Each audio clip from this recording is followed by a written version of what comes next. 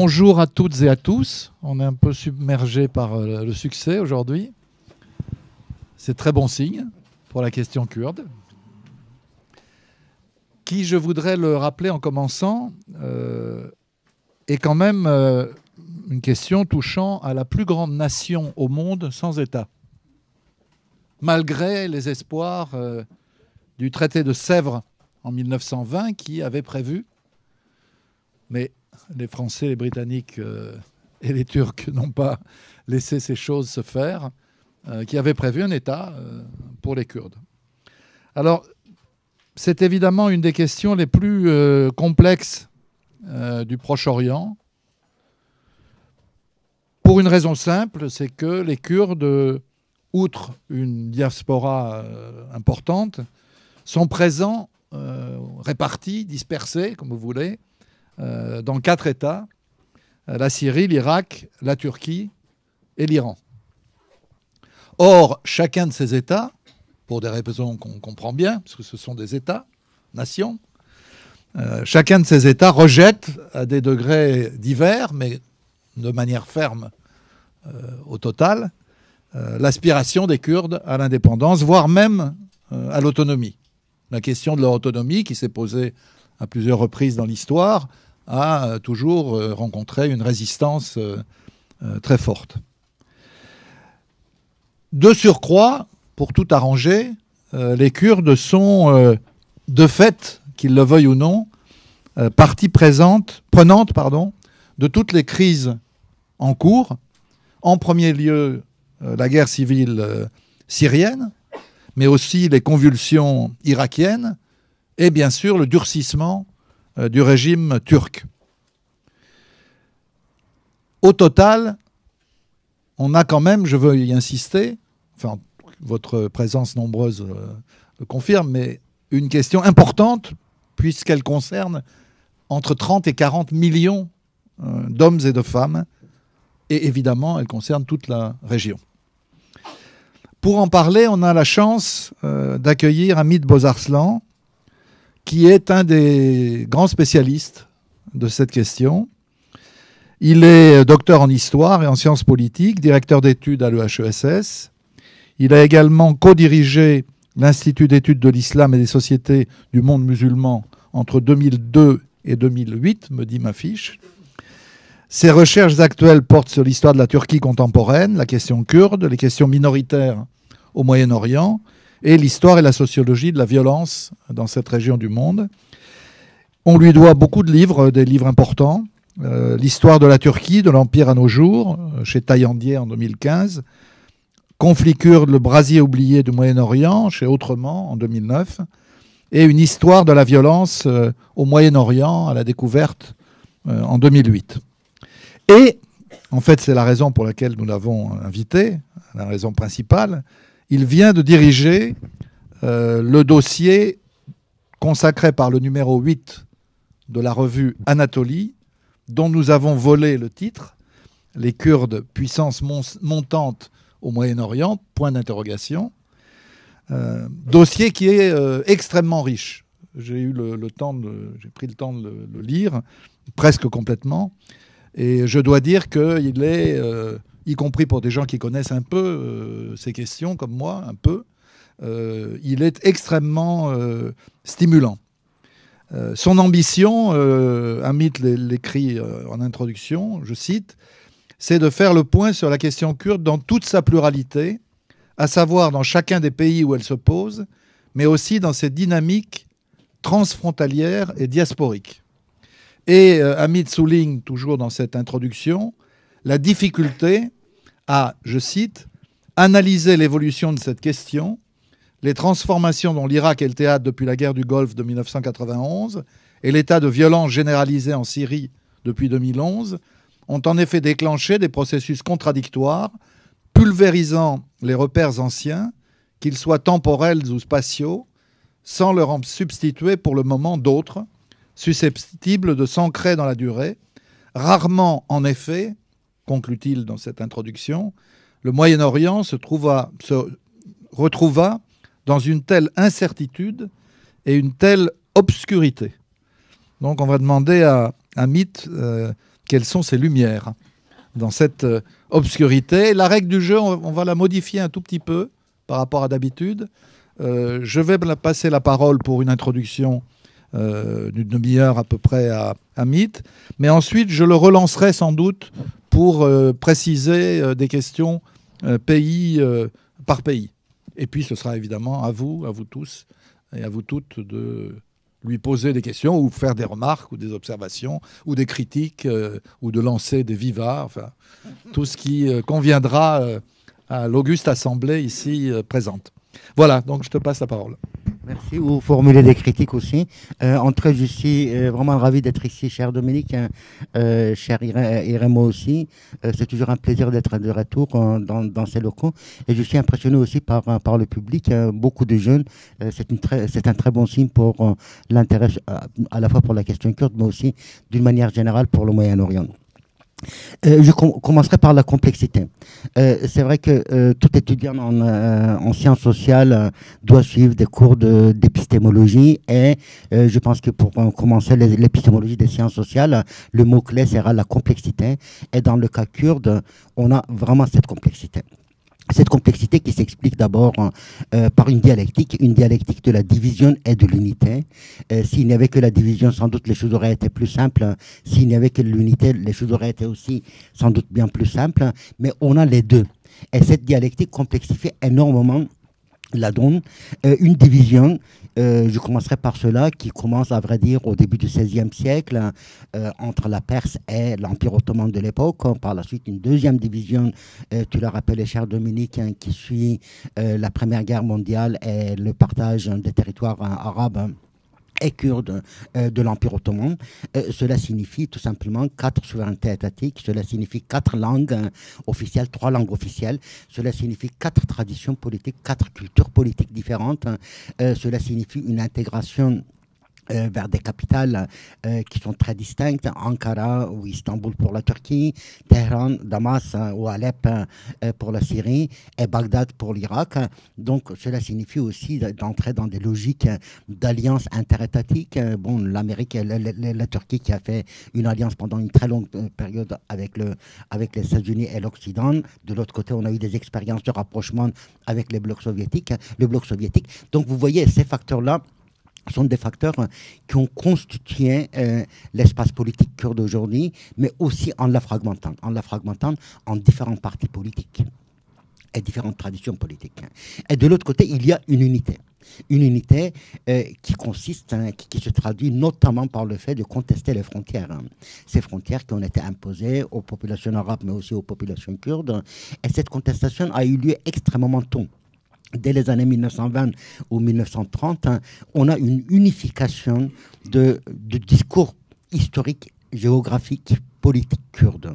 Dès les années 1920, il y a une historiographie commune qui se met en place, qui est en grande partie mythique d'ailleurs, puisque ça remonte jusqu'au Mède, qui interprète les révoltes kurdes du 19e siècle d'une certaine manière, qui crée un panthéon kurde dans lequel il y a la totalité des grandes figures kurdes, qui inscrit les révoltes des années du XXe siècle dans une historiographie commune comme l'histoire kurde, ainsi que les tragédies, y compris les tragédies des attaques aux armes chimiques, qui établit la cartographie. Il y a une carte qui est établie dès les années 1920, qui établit donc une unité géographique, qui crée un hymne national. Donc vous avez un drapeau qui n'a pas changé, même si différents partis ont pu utiliser leur drapeau. Donc vous avez aussi cette unité qui est réalisée comme une réponse à la division et qui unifie effectivement les Kurdes sans nécessairement détruire cette division dans les faits.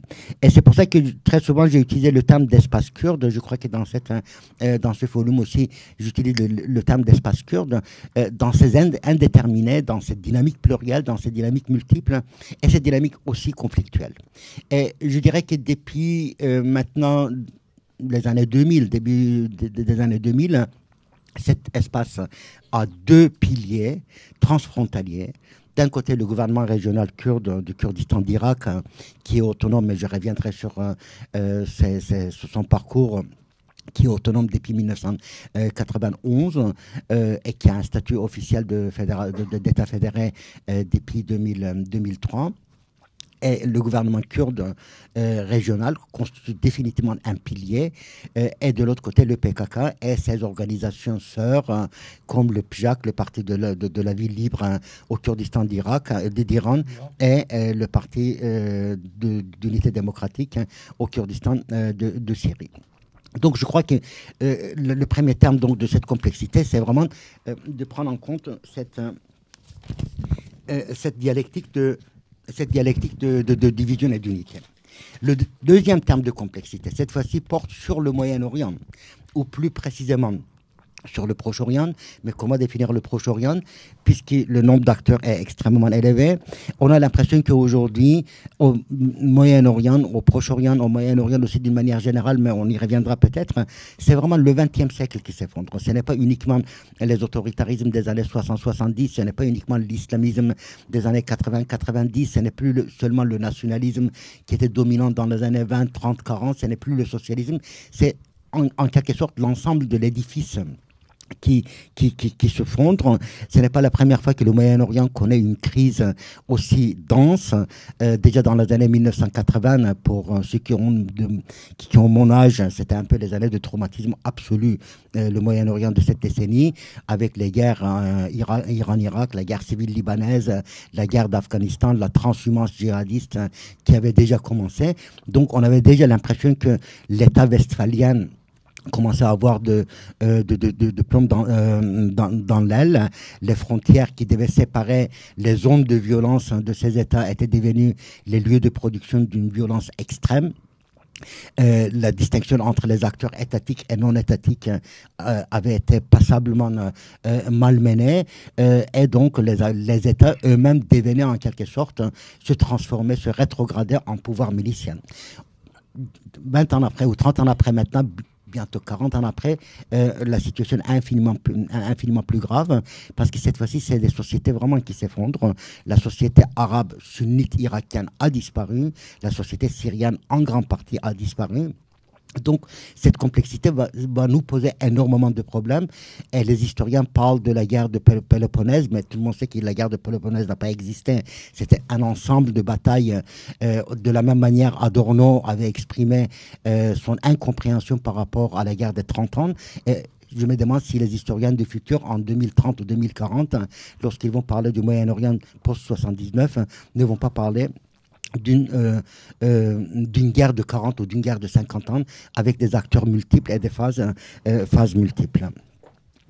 Et le conflit irakien a constitué effectivement l'un des points centraux, disons, de cette situation. Moi-même, je crois que j'étais le seul Kurde à être contre l'invasion de l'Irak en 2003, et sans doute beaucoup d'Irakiens n'étaient pas contre non plus. Mais surtout, c'est aujourd'hui autour de la Syrie et une dynamique qui lierait la Syrie, l'Irak et le Liban, qui est au cœur des choses. Et on assiste à la fois à une confessionnalisation extrême de la carte et de l'autre côté à une transhumance militaire djihadiste qui n'est pas finie. La fin de l'État islamique ne signifie absolument pas la fin de ce djihadisme. La confession, la transhumance militaire, tout ceci ne concerne pas les Kurdes. À vrai dire, j'y reviendrai. Certes, il y a la question confessionnelle aussi parmi les Kurdes. Certes, il y a eu des djihadistes au sein de l'État islamique, voire le noyau dur initial de l'État islamique a été fondé par un Kurde islamiste dans les années 90. Donc, effectivement, tout ceci existe, mais c'est ultra minoritaire. Et pourquoi parler de la question kurde alors qu'on parle de la confession, d'une guerre confessionnelle, d'une guerre civile arabe, comme on pouvait parler de la guerre civile européenne dès 1918, hein, tout simplement parce que le Kurdistan se trouve mais vraiment au milieu. Je veux dire, là, c'est la géographie qui est déterminante, se trouve au milieu, se trouve avec des ressources. Et quand je dis des ressources, je parle pas uniquement des ressources énergétiques, parce que je pense que l'enjeu n'est plus du tout énergétique depuis de très longtemps au Moyen-Orient, mais des ressources humaines et l'espace en tant que ressource par lui-même, la zone de passage, la zone de friction, la zone de contact, mais aussi de friction entre trois espaces arabes, persans et turque. Et dans cet espace-là, vous avez des stratégies multiples, je reviendrai tout à l'heure aussi sur ça, la stratégie milicienne iranienne, la stratégie non pas impériale, mais quand même qui a quelque chose d'impérial de la Turquie. Et pour complexifier encore la chose, il y a la dimension russe, qui intervient très lourdement. La Russie de Poutine est capable de mobiliser ses repères du 19e siècle, aussi bien sur le plan intérieur que sur le plan extérieur, hein, pour s'imposer, avec beaucoup de cynisme et beaucoup de succès pour le moment. Et finalement, le facteur américain, l'Europe ne compte pas, absolument pas dans ça. Donc, vous êtes vraiment dans la complexité. Lorsqu'on dit effectivement, c'est complexe, la question catalane est complexe, la question, y compris la est complexe, la question kurde est complexe, hein, et je pense qu'effectivement, il y a la complexité, mais là, dans le contexte du Moyen-Orient, la question kurde elle-même qui est complexe, hein, se complexifie considérablement. Je pense qu'on ne comprendra rien si on oublie cette complexité, mais hélas, peut-être aussi, si on prend en considération cette complexité, on ne sortira pas non plus de l'obscurité. Hein. Et comment la question kurde se trouve au centre, comment elle se formule dans les différents pays. On y reviendra sans doute sur les pays, mais je dirais quand même quelques mots sur la configuration de la question kurde dans chacun des pays, en commençant par le Kurdistan d'Irak, qui est autonome depuis 1991, qui a un statut officiellement d'État fédéré depuis 2005, la constitution irakienne de 2005, avec ses territoires disputés, ça veut dire où il devait y avoir... tout de suite après 2005, un référendum pour savoir dans quelle région ces territoires situeraient, qui n'a jamais eu lieu. Un quasi-État qui a les prérogatives pratiquement d'un État, avec sa représentation diplomatique, avec les représentations diplomatiques européennes et américaines aussi, et arabes dans la région. Avec une élite aussi politique qui a vieilli, qui n'a pas pu se régénérer en quelque sorte. La question de l'intégration de nouvelles générations se pose, mais un Kurdistan qui s'est sociologiquement différencié du reste de la société irakienne. C'est un système à la fois démocratique et patrimonial. Je crois que cette double dimension existe.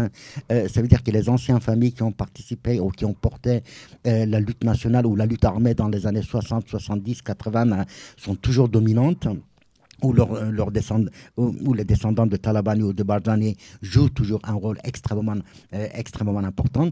Donc il y a une dimension patrimoniale, et de l'autre côté, il y a un pluralisme politique qui est tout aussi réel. Ce qui pose aussi des problèmes, parce que du coup le renouvellement n'est pas possible, mais en même temps le système ne peut même pas se permettre de devenir autoritaire, hein, pour gagner de l'efficacité.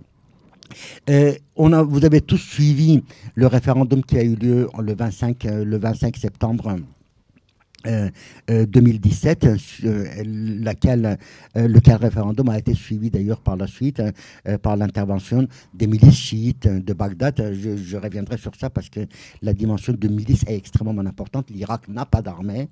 L'armée irakienne, qui comptait quelques 900 000 personnes, s'est totalement évaporée en 2014.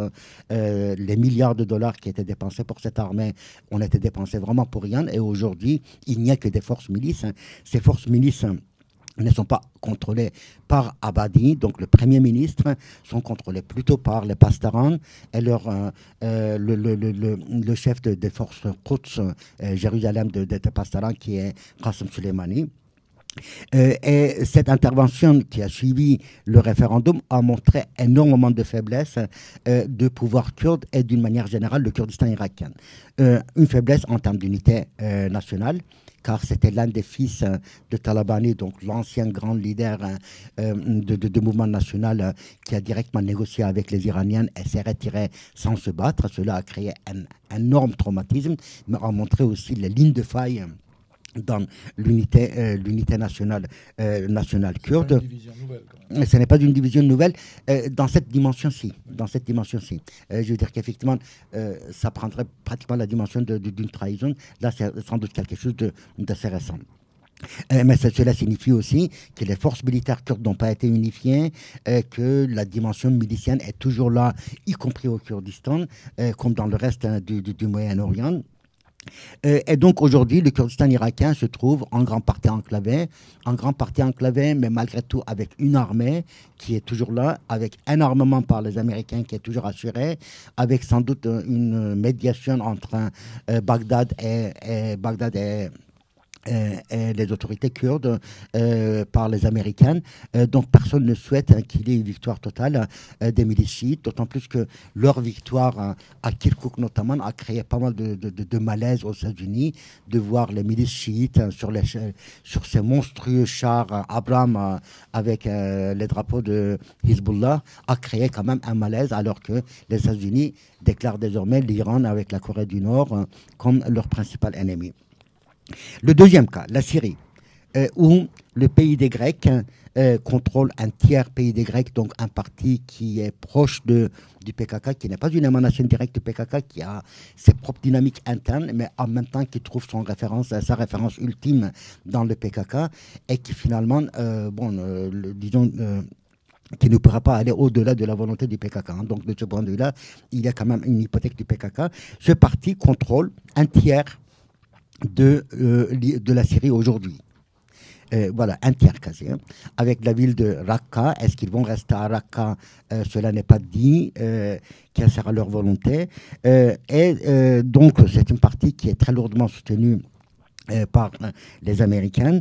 Dans le cas syrien, aujourd'hui, on a une entente assez paradoxale entre les deux grandes puissances, la Russie et les États-Unis, dans le soutien qu'elles apportent pour le moment. Je dis toujours pour le moment parce que voilà, je ne pourrai même pas vous dire quelle sera la situation en janvier 2018. Hein. Pour le moment, il y a une sorte d'entente entre ces deux grandes puissances pour protéger le Kurdistan et soutenir ce parti qui a joué effectivement un rôle extrêmement important dans la lutte contre l'État islamique. Ce parti, j'ai dit que le système politique kurde en Irak était mi-patrimonial, mi-démocratique. Dans le cas du Kurdistan de Syrie, on peut dire un peu la même chose. Le système est à la fois représentatif puisqu'il y a des élections directes. Hein. Le parti adopte la théorie de Öcalan sur la démocratie radicale. Öcalan lui-même, qui est le chef de parti de PKK, s'inspire de théoriciens américains anarcho-marxistes Murray Bookchin. Et donc, il y a une représentation directe. Hein. Le parti est contre la création d'un État kurde. Au contraire, hein, le parti souhaite résoudre les questions du Moyen-Orient, la totalité des questions du Moyen-Orient et de l'humanité d'une manière générale, par la représentation directe des populations, pour effectivement surmonter la question de l'État. Mais de l'autre côté, ce parti est totalement hégémonique. Hein, et l'hégémonie et la démocratie ne peuvent pas aller de pair. Combien de temps ce parti va pouvoir se maintenir donc en Syrie?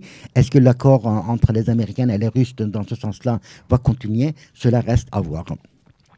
Et la Turquie qui a connu une expérience d'ouverture kurde de 2013 à 2015, il y a eu des négociations entre Ankara et le PKK. Ces négociations semblaient à un moment donné extrêmement prometteuses, mais qui ont été interrompus assez brutalement. Pour deux raisons. Parce que dans la logique d'Erdogan, il s'agissait en gros de reconnaître les Kurdes, mais aussi les mettre au service de la nation turque et sunnite, au service de la domination de la nation turque et sunnite dans la région. Pour Erdogan, effectivement, les Turcs sont une nation à mission. Et cette mission, c'est de dominer. Pourquoi dominer? Dominer pour apporter la justice et l'administration au peuple à travers le monde. Cette théorie a été élaborée dans les années 50-60 et cette mission aurait été entravée, interrompue par les ennemis de l'extérieur, mais aussi les ennemis de l'intérieur et les traîtres, y compris les traîtres turcs qui ont lancé il y a 2 siècles le processus d'occidentalisation. Et donc pour Erdogan, il est vital que d'ici 2071, une restauration radicale ait lieu pour que la mission de domination de la nation turque puisse recommencer. Pourquoi 2071 ? 2071, c'est le millénaire de l'arrivée des Turcs en Anatolie. Donc voilà, effectivement, dans une perspective extrêmement longue. Et dans cette perspective, la reconnaissance des Kurdes ne posait pas de problème en tant que tel, mais en contrepartie, les Kurdes devaient se soumettre à la volonté, au service de cette nation turco-sunnite, comme ils l'avaient fait au XVIe siècle, lors des affrontements, lors des guerres entre la Perse chiite, safavide chiite, et l'Empire ottoman sunnite. Or, cette stratégie n'a pas réussi. N'a pas réussi parce que pour les Kurdes, dans les négociations, ce qui était important, c'était de s'imposer comme les sujets de leur propre histoire, de pouvoir interpréter leur propre passé, de pouvoir dire ce qui sont dans leur présent et se projeter dans l'avenir.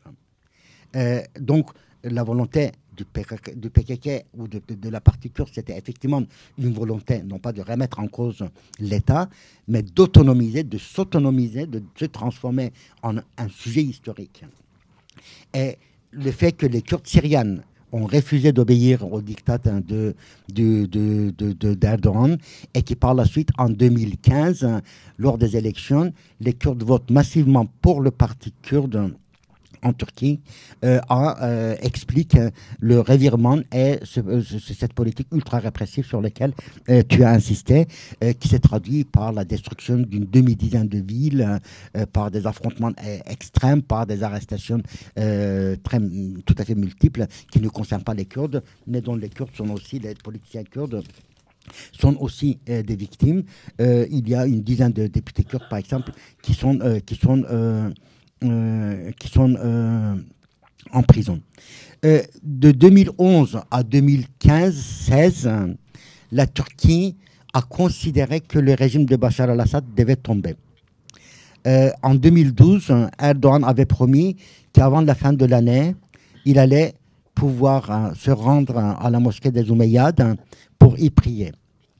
C'était tout de suite après les attentats de 18 juillet 2012 qui ont constitué une rupture considérable dans l'histoire du conflit. Mais face à cette obsession kurde, ou suite à cette obsession kurde, suite à l'autonomisation du mouvement kurde en Syrie et par la suite en Turquie, on a assisté depuis quelque temps à un rapprochement d'abord avec la Russie et aujourd'hui avec l'Iran. Un rapprochement assez peu glorieux d'ailleurs, puisque ça se déroule sous forme finalement de capitulation totale. Plus gravement, je dirais qu'aujourd'hui, on a l'impression que la Turquie est devenue un bateau ivre. Et ce n'est pas uniquement parce que la question économique est devenue une question absolument centrale, mais tout simplement parce que l'Iran, la Russie et la Syrie de Bachar al-Assad comme ennemis ont été remplacés par l'Occident.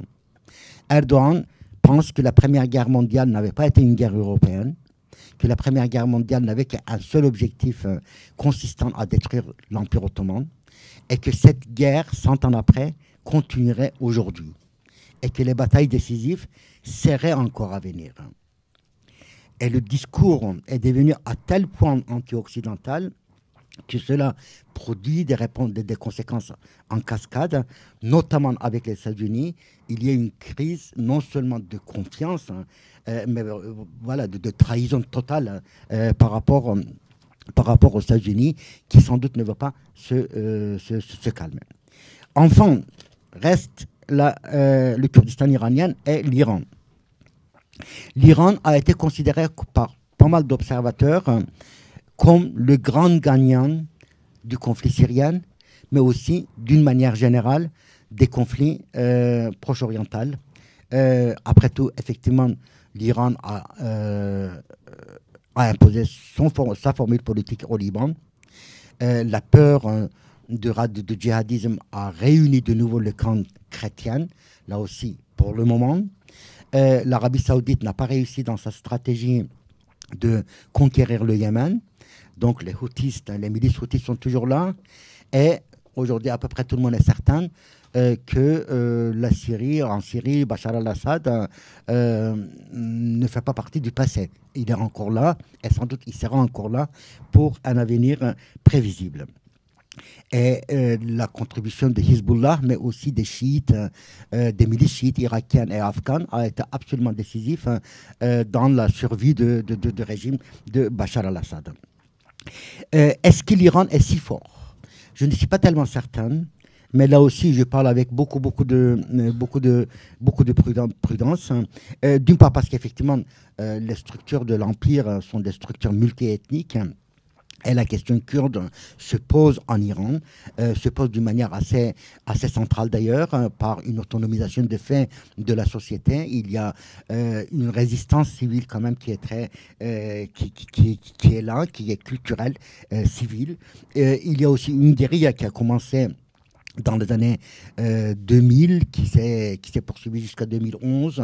Et aujourd'hui, de nouveau, il y a des mouvements de guérilla à la frontière.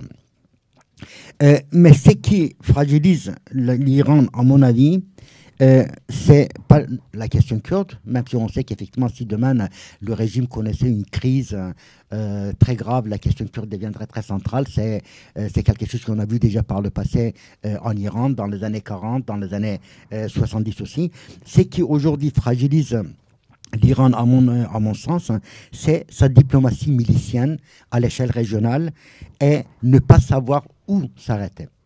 Ne pas savoir où s'arrêter, je crois que cela explique l'alliance qui aujourd'hui se voit, qui voit le jour, qui se concrétise entre l'Arabie Saoudite, Israël et les États-Unis. Bien sûr, cette alliance est aussi liée aux dynamiques internes en Arabie Saoudite. Voilà, l'émergence fulgurante des Soudaïri et l'élimination d'une grande partie de la dynastie. Il y a cette volonté de refonder le royaume, devenir vraiment refondateur du royaume, mais aussi partant sans doute de s'imposer comme une force hégémonique à travers la région. En Amérique, on peut dire que la révolution conservatrice qui avait commencé avec l'élection de Reagan, Ronald Reagan en 1979, il a pris ses fonctions en 80, si je me rappelle bien, n'est pas terminée. Voilà, le Clinton et Obama, peut-être qu'on était des parenthèses. Aujourd'hui, on a l'impression qu'effectivement, le conflit avec l'Iran est de nouveau devenu central. Et Israël, pourquoi? Je crois qu'Israël a peur. Pour la première fois, le discours israélien n'est pas qu'un discours instrumental. La présence de Hezbollah au Liban, la présence des milices chiites qui sont très différentes des hommes en noir de Bachar al-Assad constitue un peu une source d'inquiétude. Et la présence de Hashd Shabi, donc ces milices chiites en Irak, inquiète énormément Israël. Donc un effet d'ailleurs, je veux dire, entre Israël et l'Irak, la frontière, je veux dire, il n'y a que cette petite bande qui s'appelle la Jordanie. Donc voilà. Donc je pense qu'effectivement là, il y a une véritable peur d'encerclement. Et est-ce que l'Iran va pouvoir faire face à cette coalition à terme? Je ne suis pas tellement certain. Donc, sur la base de ces éléments-là, je dirais que je ne pourrais absolument pas faire de prédiction. Voilà. Mais tout simplement dire que ce n'est pas exclu que désormais le centre de gravité des conflits du Moyen-Orient se déplace vers l'Iran. Bien entendu, on ne peut pas écarter non plus une politique d'entente, éventuellement entre l'Arabie Saoudite et l'Iran, ou avec d'une manière ou d'une autre le désarmement de certaines milices chiites, au moins en Syrie et en Irak. On ne peut absolument pas écarter, mais j'ai néanmoins l'impression que le centre de gravité des conflits peut se déplacer vers l'Iran. D'autant plus que l'alliance entre l'Iran et la Russie reste aussi fragile. Et juste pour vous dire aussi qu'en Syrie, quelques 100 000 hommes alaouites ont été tués pendant la guerre. 100 000. Pour une communauté de 2,2 millions, cela signifie tout simplement que la force productrice alaouite masculine a disparu. Est-ce que Bachar al-Assad va accepter que cette force soit remplacée par les milices chiites irakiennes ou afghanes? Rien ne l'indique. Donc là, j'ai l'impression qu'on aura vraiment à l'avenir d'autres conflits. Et pour les jeunes qui n'étaient pas encore nés à cette période-là, lors de la guerre civile libanaise de 1975 à 1989, on se réveillait le matin sans savoir qui était l'allié de qui. Surtout la Syrie pouvait changer 2 ou 3 fois d'alliés par jour. Et chaque fois, des alliés armés. Donc, ce n'était pas uniquement des alliés diplomatiques. Et donc, on a l'impression qu'il faudrait vraiment qu'on soit prêt à une telle situation. Et dans cette situation, effectivement, quand je pense au Moyen-Orient, Heinrich Heine disait, quand je pense à l'Allemagne, je perds le sommeil. Et quand je pense, ou on pense au Moyen-Orient, on peut perdre le sommeil. Et la question kurde, une fois de plus, qui n'est absolument pas liée à une bonne partie de ces conflits, c'est au centre. C'est une question qui place la population kurde sur la brèche, absolument sur la brèche. Certes, aujourd'hui, on peut voir qu'il y a une différenciation avec les sociétés irakiennes et syriennes. Il y a une question de la traduisibilité. Il y a encore 30 ans, la langue politique arabe pouvait être traduite en kurde et la langue politique kurde pouvait être traduite en arabe. Lorsqu'on disait démocratie pour l'Irak, tout le monde comprenait plus ou moins la même chose. Lorsqu'on disait autonomie pour le Kurdistan, tout le monde comprenait plus ou moins la même chose. Aujourd'hui, il n'y a plus de traduction possible de la langue arabe vers le kurde et de la langue kurde vers l'arabe. Les populations arabes ne comprennent absolument pas ce que ça veut dire la démocratie radicale d'Abdullah Öcalan, ou pourquoi les Kurdes irakiennes se chamaillent pendant des années et des années. Et de l'autre côté, traduire le conflit confessionnel syrien ou irakien en langue politique kurde est très difficile. On peut dire aussi que les Kurdes ont gagné en dynamisme malgré tout.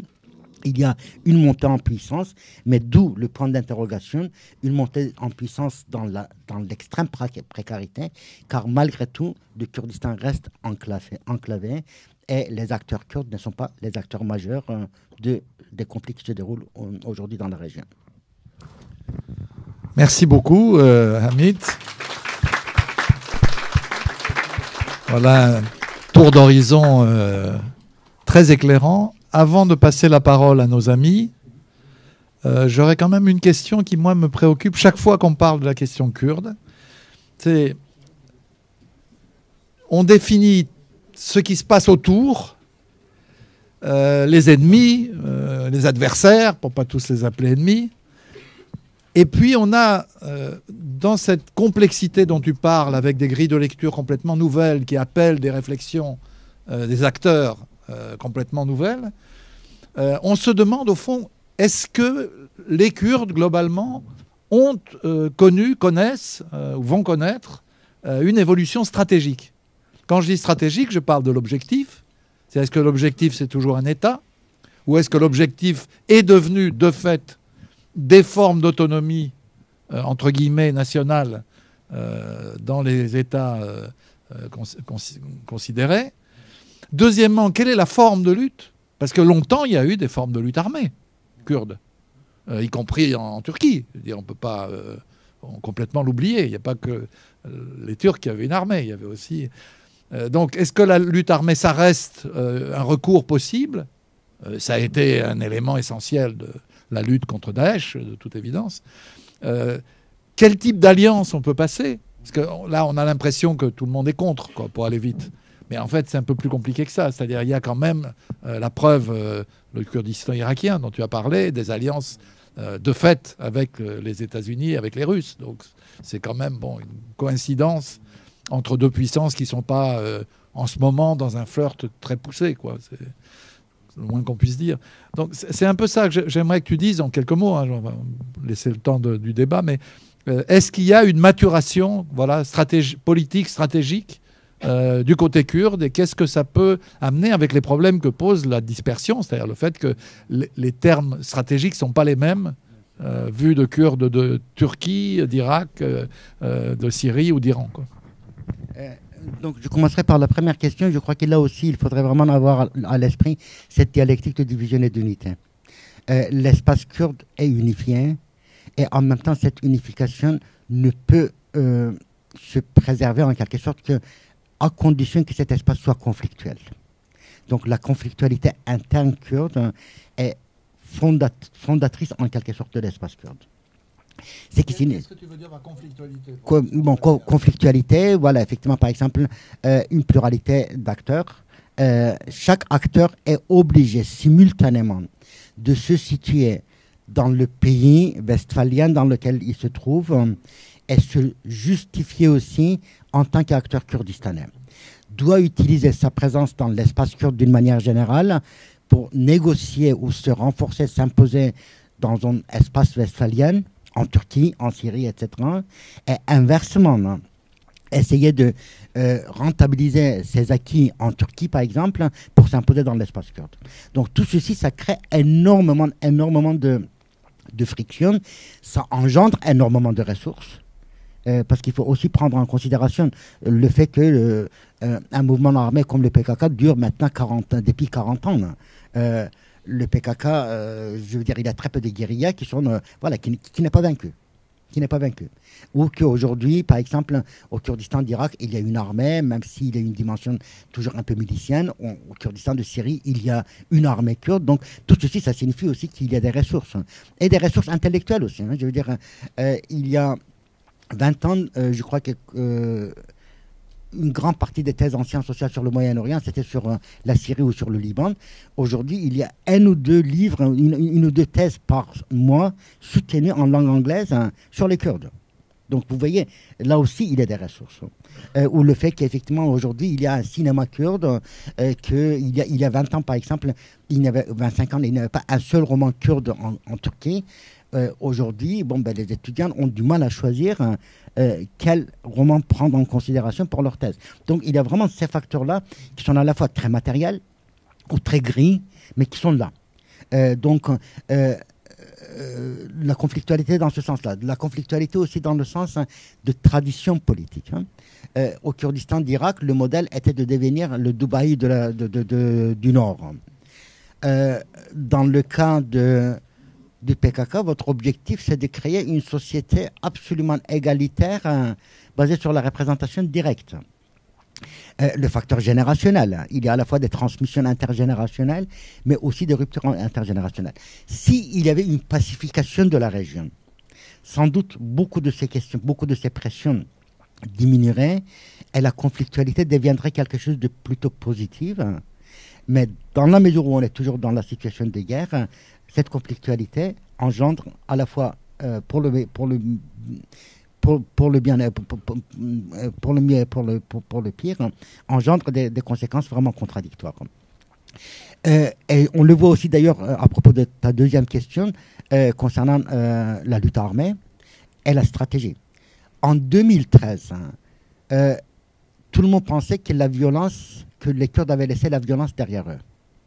Au Kurdistan d'Irak, il y avait une armée, mais cette armée dont les généraux avaient mon âge déjà, donc ça veut dire avaient beaucoup perdu de leur dynamisme de jeunesse, ne faisait que contrôler la frontière. Donc voilà, on disait le conflit chiite-sunnite, c'est le conflit des Arabes. De toute façon, les Arabes et la démocratie, ça ne va jamais ensemble. Non, mais je veux dire, bien sûr, c'était le discours. Et le discours yézidi, je suis allé voir le cheikh yézidi qui avait 20 ans de moins que moi, me disait, mais mon fils, c'était tout de suite après le 11 septembre, mon fils, ça fait 1400 ans qu'on explique que l'islam et la démocratie ne vont pas ensemble. Voilà. Effectivement, c'était un peu le discours. Et en Syrie, en 2013, il y avait une armée kurde qui venait de se constituer, avec plus ou moins d'ailleurs la bénédiction de Bachar al-Assad, dans sa lutte contre, dans sa guerre froide avec la Turquie. Et cette armée aussi pensait que Al-Nusra, c'était un phénomène arabe et que Al-Nusra ne concernait pas les Kurdes. Et en Turquie, on pensait effectivement que la guérilla fera partie du passé avec les négociations. 2014 a été quand même le choc. 2014 a été le choc, l'État islamique, que tout d'un coup les Kurdes partagent 1000 km de frontières avec l'État islamique, qu'il y a des attaques systématiques contre la ville de Shengal, Sinjar, sur la communauté yézidi, l'histoire de Kobané. Et je crois que les Kurdes qui se pensaient comme l'atteinte de la région, on était obligé de se transformer en Sparte. Il y a eu une militarisation de la société kurde, de la question kurde d'abord, et de la société kurde. Et le fait qu'en Turquie même, les négociations ont été brusquement interrompues par Erdogan, a militarisé aussi cet espace. Donc la question militaire aujourd'hui est devenue absolument centrale au Moyen-Orient, et au Kurdistan, mais aussi d'une manière générale au Moyen-Orient. Au Moyen-Orient aujourd'hui, on a des États qui rassemblent aux milices. L'État westphalien n'est plus un État westphalien. L'État westphalien a toujours un siège à l'ONU, a une reconnaissance internationale, mais dans les faits, le régime de Bachar al-Assad, c'est un pouvoir milicien. Le régime de Bagdad, ce n'est même pas un pouvoir milicien, c'est un pouvoir pris en otage par les milices. Les Houthis, entre nous, c'est vraiment des miliciens. Mais le gouvernement de Hadi, est-ce que ce ne sera pas un gouvernement fantôme milicien? Donc, je pense qu'effectivement, ce fait-là, l'effritement de l'État, l'État westphalien l'État westphalien a une double condition. En 1648, il fallait sortir de la guerre des 30 ans, et cela ne pouvait être possible qu'à condition qu'on reconnaisse aux États le droit de faire la guerre à l'extérieur, et en même temps leur imposer l'obligation de pacifier leur territoire. Or, aujourd'hui, ce qu'on appelle l'État brutalise son territoire et exporte sa guerre civile intérieure vers d'autres territoires. Et donc, je crois qu'effectivement, les Kurdes se trouvent aujourd'hui dans cette équation, ou dans ce portrait milicien. Avec quelle perspective stratégique Avec quelle perspective stratégique? Alors, le PKK refuse systématiquement l'option de l'État. Les Kurdes irakiens ont renoncé pour le moment à un État. Les Kurdes iraniens, dans leur quasi-totalité, demandent un statut fédéral. Donc là, vous avez déjà, on peut dire que voilà, il y a quelque chose, un langage commun qui émerge, la fédération, la transformation de chaque État où se trouve une partie du Kurdistan en une structure fédérale. Mais entre le discours et la pratique, je crois que là, il y a quand même beaucoup de différences. Pour beaucoup de Kurdes qui se battent dans la guérilla du PKK, ils ne vont pas lire les 150 volumes de Jalan. Pour eux, ils se battent non pas pour la démocratie directe ou la démocratie radicale, ils se battent pour le Kurdistan. Et puis, bon, les indéterminés, je veux dire, là, je crois que je l'avais déjà dit, peut-être ici même, donc je radote, excusez-moi, le conflit syrien a changé de nature systématiquement tous les étés. Il y a une réconfiguration, une malédiction estivale et une réconfiguration. Personne n'aurait pu imaginer, y compris en 2012 ou 2013, je m'adresse à Agnès, voilà la situation dans laquelle on aurait pu se trouver aujourd'hui. En mai 2011, on était tous effondrés, il y avait déjà 300 morts. Aujourd'hui, 500 000 morts et 12 ou 13 millions de déplacés, etc. Voilà, qu'est-ce qui va... Tout ceci, comment ça change, ça transforme la question kurde?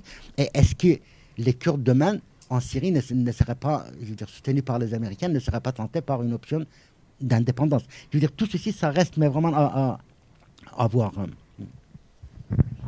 C'est à vous. Il nous reste une bonne demi-heure. N'hésitez pas à poser toutes les questions, tout ce que vous auriez voulu savoir sur le Kurdistan sans avoir jamais osé le demander. Oui. Oui, il y a toujours des questions qui... Attendez les micros pour... Voilà. Je voudrais d'abord souligner la qualité de l'exposé. Hamid, bravo pour ton exposé. Moi, je voudrais poser deux questions. La première concerne l'Irak. On a l'impression que ce référendum a été critiqué hors des Kurdes et que Barzani, excuse-moi, fait un peu marche arrière actuellement. Donc il y a une situation un peu délicate. Et d'autre part, en Syrie, on a l'impression que Erdogan ne veut pas du tout d'indépendance des Kurdes. Voilà ma question. Voilà deux questions, donc.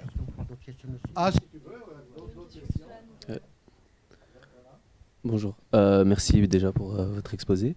Je voulais en fait vous demander, vous êtes au début de la conférence, vous êtes réjoui de l'affluence aujourd'hui. Et donc comme vous êtes spécialiste de la question kurde, j'imagine que c'est pas votre premier événement de ce type. J'aurais voulu savoir si vous avez remarqué une montée de l'intérêt pour la question kurde dernièrement. Et savoir aussi à quoi est-ce que ça pourrait être dû. Est-ce que c'est seulement lié à la visibilité de la crise syrienne ? Ou est-ce que ça pourrait être apporté à une volonté des Kurdes justement de toucher peut-être l'opinion internationale ou autre. Voilà. Merci. Oui, ici. Oui, merci Hamid. Juste une nuance par rapport à la relation entre le PYD et le PKK. Tous les dirigeants militaires du PYD sont des officiers du PKK. Il n'y a pas un seul Syrien parmi eux. Ils sont tous des Kurdes turcs. Ceux qui gèrent les opérations militaires en Syrie, du côté de PYD, c'est-à-dire le parti kurde syrien, sont des officiers du PKK, kurdes turcs, venant de Kandil, ou restant sur Kandil. Deuxième chose, pour l'indépendance kurde en Syrie, vous savez qu'il y a les 3 enclaves qui sont pour une continuité géographique. Ça va nécessiter une épuration ethnique ou déplacement de population. Et je crois que la Turquie, comme les États-Unis qui soutiennent actuellement les Kurdes pour un objectif bien précis, ils les abandonneront au moment où leurs intérêts avec la Turquie seront encore plus menacés. Alors, ma question c'est, depuis les années 20, les Kurdes ont fait confiance aux promesses qui les ont toujours trahies. Et ça continue. Barzani, il pensait qu'il allait obtenir l'indépendance. Il ne pouvait pas faire cette aventure sans avoir quelques promesses ou assurances de quelques forces internationales. Pareil pour la Syrie. Ils ont cru au régime syrien qui les a livrés à la Turquie en renvoyant Öcalan au Soudan. Ensuite, ils ont cru aux Russes, ils ont cru aux Américains, et ils recroient à nouveau au régime syrien. Alors, ces enjeux qui ont montré leurs limites toujours, est-ce que ça n'a pas donné quand même un élan de révolutionnaire dans la pensée, dans la stratégie au moins? Merci. Merci. D'autres questions? Tu veux répondre maintenant? Alors, on y va. Alors, donc, concernant la première question, ça rejoint aussi un peu ta question, Barzani. Barzani a organisé le référendum contre les Américains. Donc, pas avec l'accord des Américains. Au contraire, les Américains voulaient à tout prix suspendre le référendum au moins pendant 2 ans. Hein, donc, et je pense que si les Américains ne sont pas intervenus, d'une part parce qu'il n'y a pas eu d'affrontement à Kirkuk, d'autre part, les Américains n'étaient vraiment pas très contents de ce réveil. Mais je reviendrai après sur ta question. Donc non, je pense qu'effectivement, il y a eu énormément de gens qui pensaient au Kurdistan d'Irak que ce n'était pas le moment d'organiser un référendum. Les affrontements avec les milices chiites allaient avoir lieu avec ou sans référendum. Hein. Mais disons que le référendum a servi un peu de prétexte. Et de ce point de vue-là, je crois qu'il y a eu une erreur tactique ou stratégique. Cela est assez évident. Concernant la Syrie, oui, Erdogan est absolument opposé. Aujourd'hui, la question kurde est redevenue la question unique et centrale. Tout comme dans les années 1910, pour les Turcs. Tout comme dans les années 1910, c'était la question de la Macédoine, laquelle Macédoine ne comprenait pas que la Macédoine d'aujourd'hui, c'était une grande partie donc, des Balkans. Sans la question de l'obsession de Macédoine et des Balkans, on ne peut pas expliquer le génocide des Arméniens qui en découle pratiquement directement. Et aujourd'hui, on a l'impression que ce même traumatisme de l'Occident est contre nous, l'Occident veut nous détruire, les Kurdes sont de nouveaux Arméniens, les Kurdes sont de nouveaux Bulgares. Ces thèmes-là sont des thèmes vraiment dominants et c'est là qu'on voit cette omniprésence, cette force du nationalisme turc. Et surtout si vous pensez que vous, les Turcs sunnites, vous êtes créés par l'histoire ou par Dieu pour dominer, que vous avez une mission. Et donc, du coup, ce sont des entraves à cette mission et les Kurdes syriens sont très clairement vus comme une entrave à cette mission. Et dans la mesure où il n'y a pas la possibilité de s'affronter avec l'Iran et la Russie, donc on essaye de faire de sorte qu'au moins cette enclave soit neutralisée. Mais est-ce qu'ils auront la possibilité d'intervenir militairement jusqu'au bout? Toutes ces questions-là restent encore vraiment à poser. Pourquoi cet intérêt pour la question kurde ou pour les Kurdes? en observant le Moyen-Orient, j'ai l'impression qu'il y a une double... On observe deux choses en même temps. D'un côté, il y a vraiment une très grosse fatigue du Moyen-Orient. Plus personne en Europe ou en Amérique ne veut entendre parler ni de l'islam, ni du Moyen-Orient. Et jusqu'à un certain point, on comprend pourquoi. Il faudrait aussi prendre ça en considération. Chaque fois qu'on allume la radio, 99% des informations concernent eux. Comment expliquer que de 2003 à 2010, il y a eu 1000 attentats suicides en Irak exclusivement? Or, un attentat suicide, c'est de détruire non seulement l'espace, mais aussi le passé et le futur dans le présent. Un attentat suicide, ça signifie de détruire l'altérité, l'autre en vous. Donc, ce n'est pas facile de comprendre tout ceci. Et de l'autre côté, il y a malgré tout aussi une attraction, et le fait qu'il y a cette belle institut avec tant de monde montre malgré tout qu'il y a effectivement, les gens veulent comprendre qu'est-ce qui se passe au Moyen-Orient, qu'il y a une volonté d'ouverture, et les Kurdes ont pu effectivement émerger dans cet espace non confessionnel, le combat contre l'État islamique, le rôle des femmes. Là aussi, je veux dire, c'est assez ambigu. D'un côté, non, ce n'est pas des Djemila de l'Algérie. Ces femmes-là ne vont pas retourner à leur foyer une fois que la guerre sera terminée.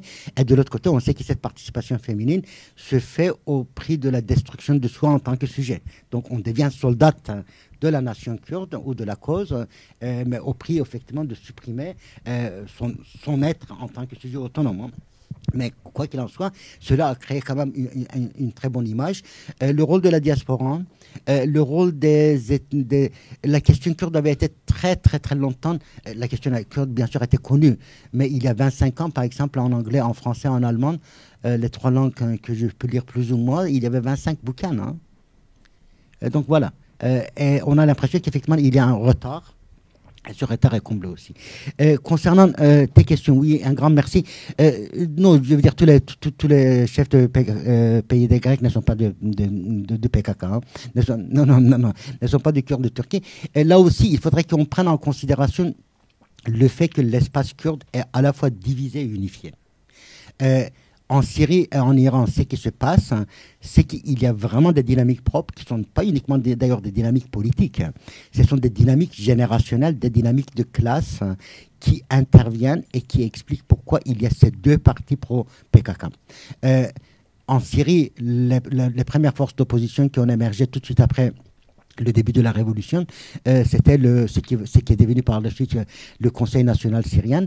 Mais le Conseil national syrien représente, non pas les hommes de l'ancien régime ou de régime, mais représente des notabilités urbaines, des classes moyennes d'un certain âge. Quand vous regardez le profil de pays des Grecs, vous avez au contraire des couches plébéiennes jeunes. Et donc, du coup, ce sont ces dynamiques aussi qui sont en œuvre. Concernant ta deuxième question, je crois que là, les Kurdes partagent, sans doute avec les Arméniens, avec les Palestiniens, le même sort. Ça veut dire des acteurs mineurs, des acteurs sans marge de manœuvre. Dans les années 80, cela apparaissait très très clairement et ça créait quand même aussi un traumatisme. Les Kurdes irakiens étaient soutenus par l'Iran, les Kurdes iraniens étaient soutenus par l'Irak, et c'était en quelque sorte la condition de leur survie en tant que mouvement. Et quand on est dans une temporalité si courte, il est tout simplement difficile, je ne le dis pas pour justifier quiconque, hein. Au contraire, je suis moi-même extrêmement traumatisé par pas mal de choses, hein. Mais si on agit dans une temporalité extrêmement courte, sans pouvoir lire le passé et se projeter dans l'avenir, le présent devient finalement le seul moment, le seul lieu de survie. Dans les années 80, tous les acteurs kurdes, mais aussi les acteurs non kurdes, palestiniens, chiites, irakiens, etc., ont survécu dans cette logique de, voilà, on s'engage, et en même temps, cet engagement éloigne notre objectif, mais nous permet d'une existence sur le terrain. Les Kurdes syriens aujourd'hui ne seront pas en mesure de tirer des leçons du passé. Pour pouvoir tirer les leçons du passé, il faudrait que le présent ne soit pas dominé par des armes, par la violence. Or, aujourd'hui, au Moyen-Orient, le présent est totalement hypothéqué par le présent militarisé, par une socialisation militarisée. Et cela est très net, par exemple, dans le cas de la Syrie, mais là, tu le sais beaucoup mieux que moi. En 2011, il y avait quelques 400-500 000 Syriens de 14-15 ans. ils n'ont connu de leur jeunesse qu'une socialisation militarisée. Et donc, voilà, la question c'est aujourd'hui comment on peut sortir de ça. Je suis trop bavard. Non, pas du tout. Je voulais juste ajouter pour le jeune homme, moi je crois beaucoup aux images médiatiques. Donc si vous voulez, dans cette guerre, ces guerres horribles, plus horribles les unes que les autres, il y a un personnage positif qui est apparu, pour de bonnes et de mauvaises raisons d'ailleurs. On pourrait aller regarder de près qu'est-ce qui a poussé les médias à faire ça, mais c'est vrai, c'est la combattante kurde syrienne, qui, voilà. Donc on a autour de ce personnage vrai, mythifié aussi, on a bâti quelque chose qui a suscité beaucoup d'intérêt, et même plus que de l'intérêt, de l'enthousiasme. Donc, je précise bien, ça concerne les Syriens. Vous n'avez jamais entendu dire ça des Kurdes turcs, qui pourtant subissent depuis des dizaines d'années une répression absolument abominable, dont on parle très peu en France d'ailleurs, qui fait peu l'objet de mobilisation de l'opinion publique. Ça va même, et je voudrais poser une question à Amit pour que les choses soient dites franchement, jusqu'à une espèce de regain qui est plus que de l'intérêt, mais une espèce d'enthousiasme, je dirais juvénile, pour l'expérience des Turcs syriens, où on a parfois l'impression, dans les reportages qui sont faits, dans les discours qui sont tenus, non pas d'un intérêt pour un phénomène effectivement qui mérite de l'intérêt, mais une espèce d'idéalisation autour du Rojava, qui serait le modèle d'une nouvelle société. Alors c'est vrai qu'en France, les intellectuels adorent avoir des modèles ailleurs, c'est-à-dire dire à tout le monde comment faire la révolution qu'on n'arrive pas à faire en France. Donc j'aimerais bien avoir ton point de vue là-dessus, parce que ça me paraît important à la fois de valoriser ce qui mérite de l'être, mais aussi d'éviter de retomber dans des idéalisations absurdes, quoi. D'accord. Non, je dirais qu'effectivement, quelles que soient mes critiques, j'étais quand même ravi que le pays des Grecs soit sur le terrain contre l'État islamique. Hein. Voilà. Donc après, je n'oublie pas non plus que le pays des Grecs s'est saisi de ces territoires-là dès le 19 juillet, 18 juillet, les attentats, etc. Donc c'était en quelque sorte de la part de Bachar une volonté de punir les Turcs qui avaient soutenu, de manière extrêmement appuyée, l'opposition armée syrienne. Hein. Mais je pense qu'effectivement, l'intérêt pour les Kurdes et pour ces femmes combattantes s'explique aussi par le contexte. Hein. Je veux dire, aujourd'hui, il y a en gros deux références qui habitent la gauche radicale européenne, les gauches radicales européennes, c'est les zapatistes, bien sûr. Le commandant, comment il s'appelait, Marcos. Et voilà, le sous-commandant Marcos, dans toute sa modestie. Et de l'autre côté, effectivement, c'est le modèle du PKK, c'est le modèle, effectivement, de cette représentation directe. N'oublions pas, surtout les gens de notre génération, mais j'ai l'avantage d'être un enseignant, je vois beaucoup de jeunes. Chez les jeunes, aujourd'hui, il y a un regain des idées de gauche, une quête de modèle. Une quête de modèle qui ne peut plus venir de Cuba, par exemple, ou de Zimbabwe, ou de je ne sais plus quoi.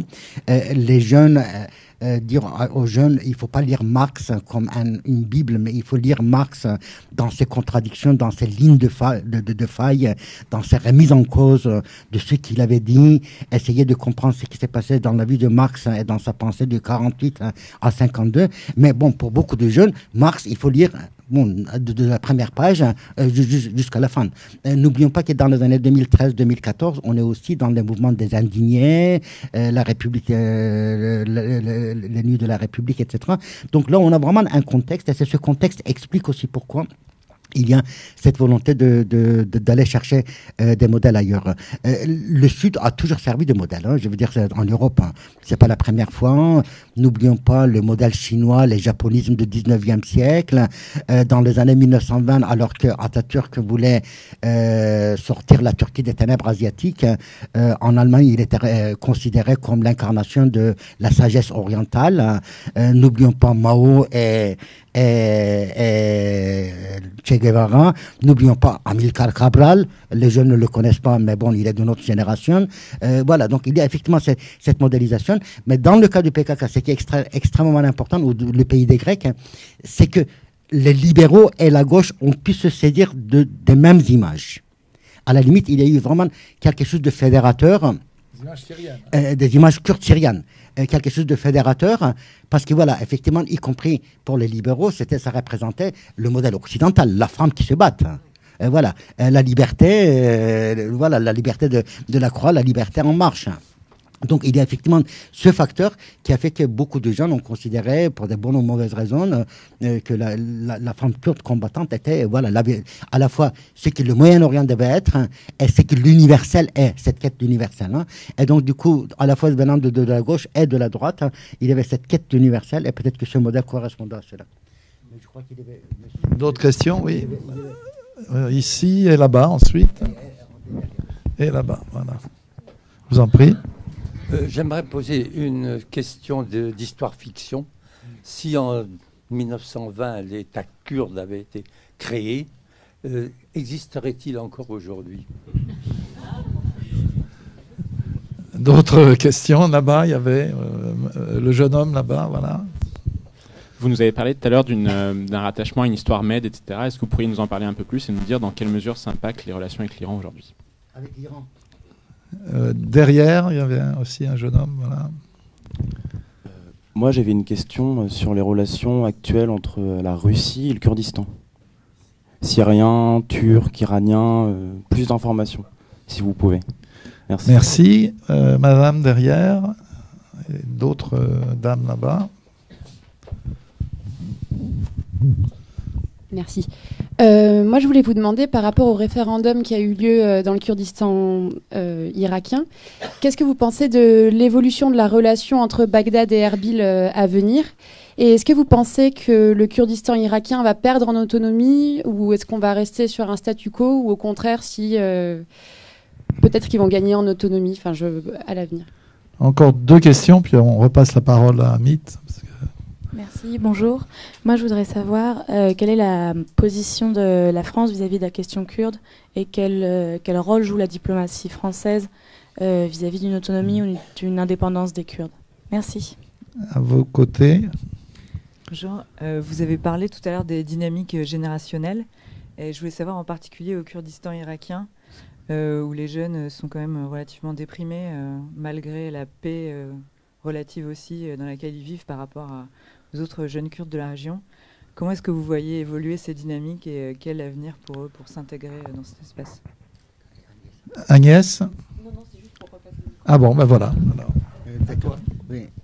Donc, beaucoup de questions et du coup, j'ai besoin de vérifier.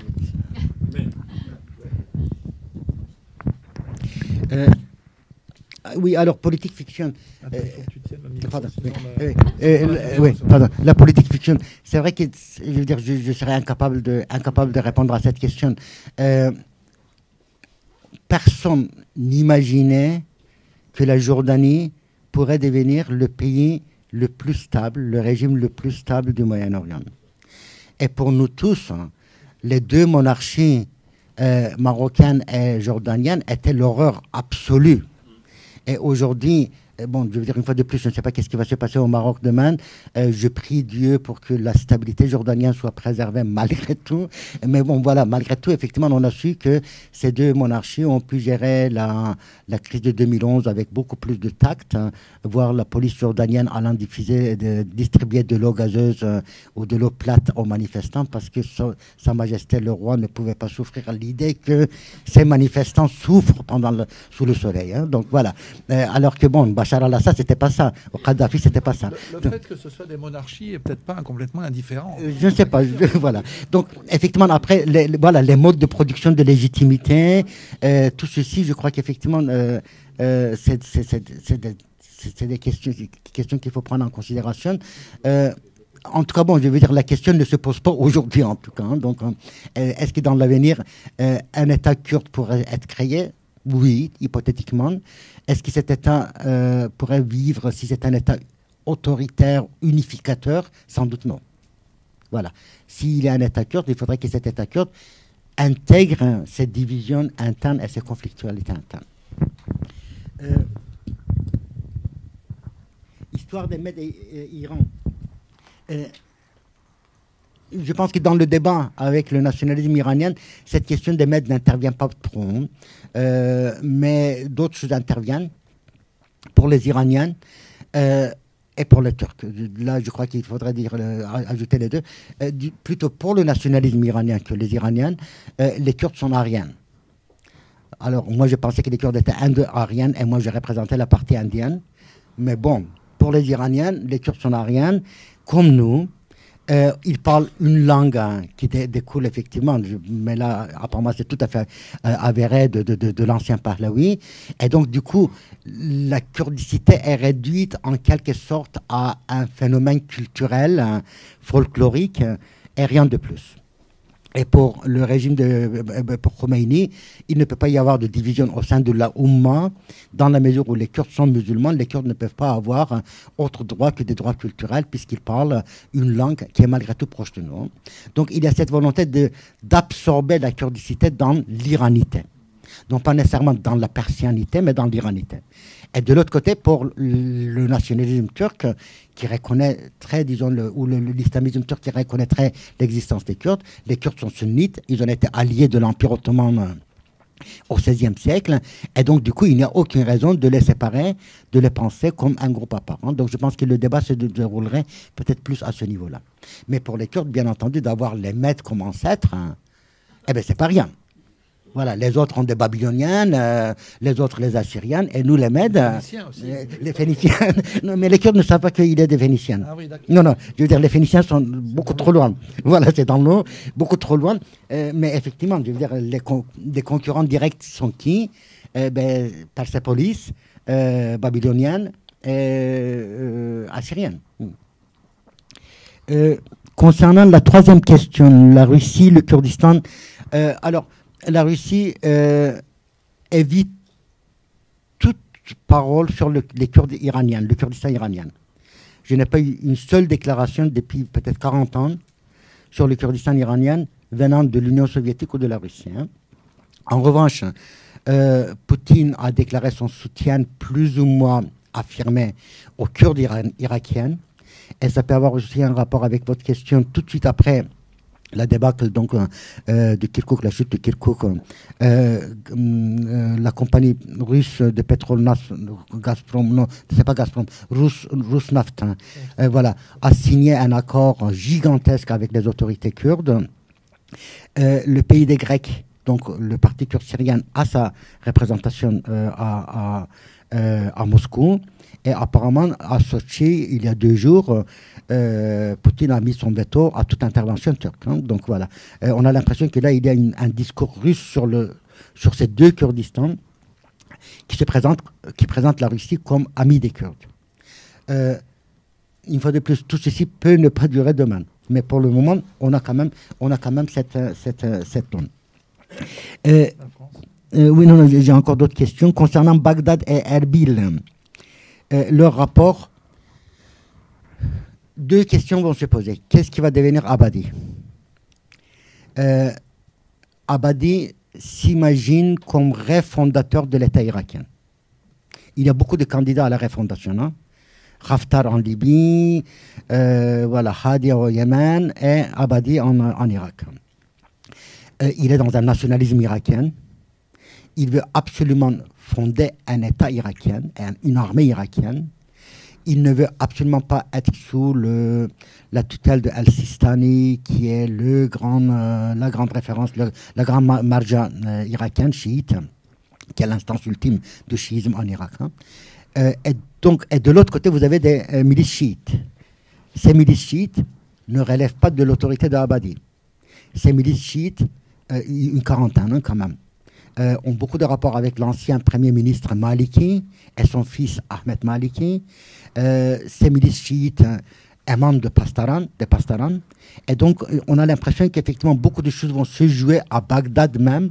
Quel sera l'avenir du régime à Bagdad? Et cela aura aussi un rapport avec la question de l'autonomie kurde. En deuxième lieu, jusqu'où les Américains vont accepter la présence de ces chiites milices en Irak. Sans doute, ils accepteront la présence de l'armée irakienne à Kirkuk. Est-ce qu'ils vont accepter la présence des milices chiites durablement en Irak? Je n'en suis pas tellement certain. Et en troisième lieu, jusqu'à maintenant, les Américains aidaient les Kurdes militairement, mais sous certaines conditions. Là, le Congrès a demandé à l'administration d'aider le Kurdistan irakien sans condition aucune, militairement. Donc il y a vraiment ces facteurs-là. Mais pour le moment, on peut penser qu'il y aura un statu quo assez violent. Un statu quo qui n'exclura pas des affrontements. Un statu quo qui sans doute, dont le prix sera très très lourd économiquement pour les Kurdes. Un statu quo qui ne fermera pas totalement les frontières. Peut-être qu'il peut y avoir une intervention euro-américaine pour que l'espace kurde irakien soit de nouveau ouvert. Donc on peut envisager tout ceci. Mais bon, beaucoup de choses vraiment vont se jouer à Bagdad. Et oui, la France... tu es très intéressé par cette question de la France.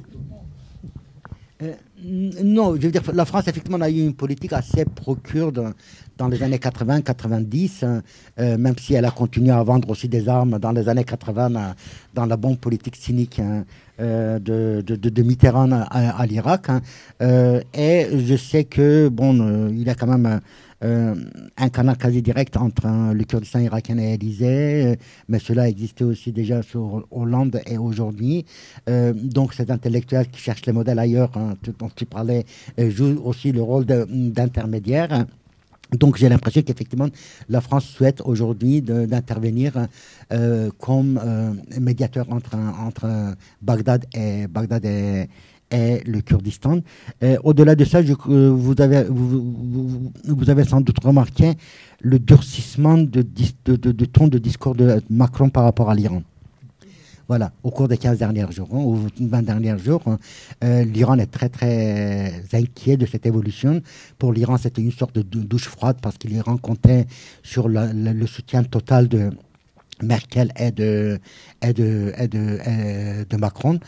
Cela ne semble plus être tout à fait le cas, ni dans le dossier libanais, ni dans le dossier kurde. Et donc, du coup, il faudrait voir comment tout ceci va évoluer. Mais disons que la France n'a pas beaucoup de moyens non plus. Je veux dire, malgré tout, les marges de manœuvre de la France sont très limitées. Mais il y a cette volonté d'intervenir. Tu veux dire que le président prépare mal son voyage là-bas? Le président... non, je veux dire, après, il a quelque chose d'autre, je veux dire, qui m'inquiète dans la politique de Macron, c'est qu'il y a à la fois une attraction et une répulsion des dictateurs. Voilà. C'est le cas de Poutine, c'est le cas de Erdogan, c'est le cas de Al-Sisi.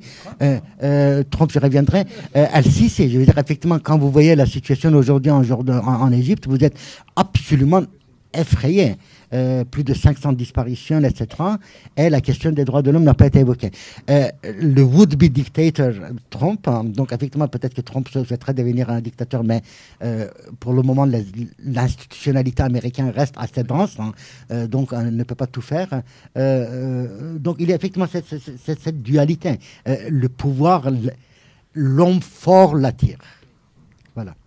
Il y aura une dernière question, mais sur oui.